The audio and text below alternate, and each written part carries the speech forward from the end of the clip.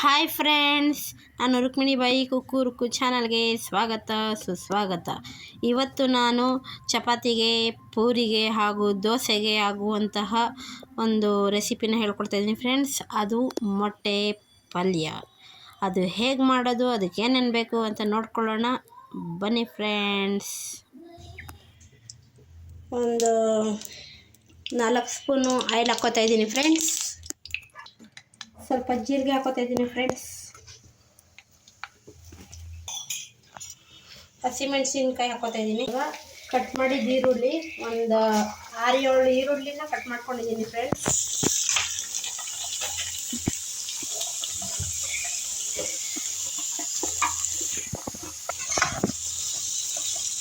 ಈರುಳ್ಳಿ ಸ್ವಲ್ಪ ಫ್ರೈ ಆಗಬೇಕು, ಅಲ್ಲಿ ತನಕ ಚೆನ್ನಾಗಿ ಫ್ರೈ ಮಾಡ್ಕೊತೀನಿ.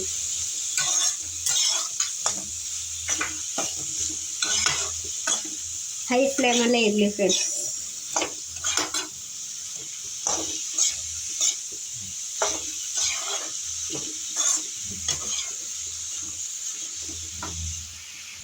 ಅಷ್ಟರಲ್ಲಿ ಮೊಟ್ಟೆಗಳನ್ನ ಒಂದು ಬಟ್ಲಲ್ಲಿ ಹೊಡೆದು ಇಟ್ಕೋತಾ ಇದ್ದೀನಿ ಫ್ರೆಂಡ್ಸ್.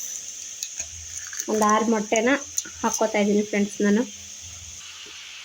ಇವಾಗ ಇದಕ್ಕೆ ರುಚಿಗೆ ತಕ್ಕಷ್ಟು ಸಾಲ್ಟ್ ಹಾಕ್ಕೋತಾ ಇದ್ದೀನಿ.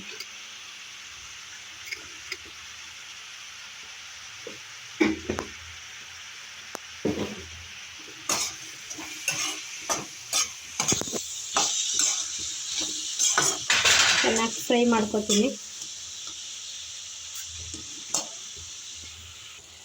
ಇವಾಗ ಸ್ವಲ್ಪ ಬ್ಲ್ಯಾಕ್ ಪೆಪ್ಪರ್ ಪೌಡರ್ ಹಾಕ್ಕೋತಾ ಇದ್ದೀನಿ,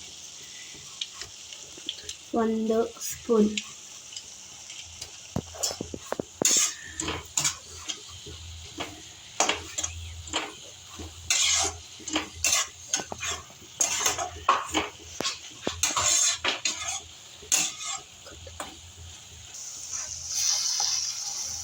ಸ್ವಲ್ಪ ಗರಂ ಮಸಾಲೆ ಫ್ರೆಂಡ್ಸ್.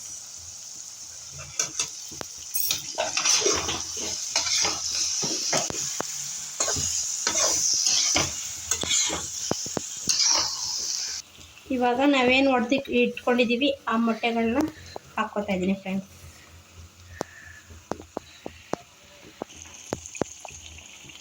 ನೋಡಿ ಫ್ರೆಂಡ್ಸ್, ಈ ರೀತಿ ಹಾಕ್ಬಿಟ್ಟು ಒಂದು 2-3 ನಿಮಿಷ ಬಿಟ್ಟು ತಿರ್ಗಿಸ್ಕೋಬೇಕು ಫ್ರೆಂಡ್ಸ್.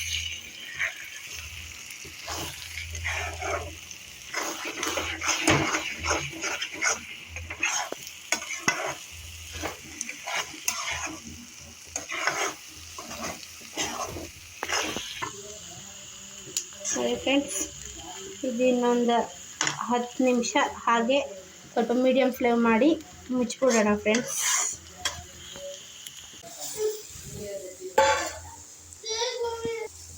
ಇವಾಗ ಕೊತ್ತಂಬರಿ ಸೊಪ್ಪು ಆ್ಯಡ್ ಮಾಡ್ಕೊತಾ ಇದ್ದೀನಿ ಫ್ರೆಂಡ್ಸ್.